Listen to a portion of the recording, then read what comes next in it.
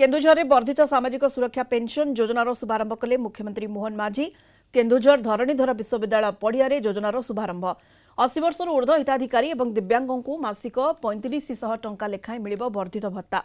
जिलार 13 blocker 9913 हिताधिकारी वर्धित pension पाइबे। परे बड़बिल महोत्सवर सिल्वर जुबली भी उद्घाटन करेंगे सीएम।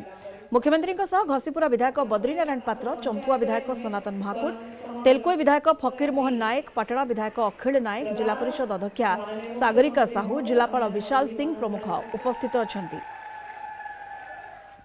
आमर समस्त बुढ़ा बुढ़ी लोक जो माने 80 वर्ष रु अधिक बयस जो मानकर हो जाइछि एवं ताहा सहित मध्य 80% जो दिव्यांग माने जो माने अक्षमता तांकर रही से मानकु तांकर जो भत्ता दिया जाउछि ताहा वृद्धि करा जाइछि एवं ताहा कार्यकारी करा गला। आज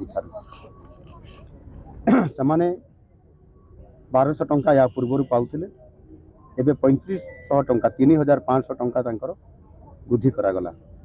या द्वारा 3 गुणा से अधिका पाइबे एवं समान निश्चित भाव में लाभवान हेबे।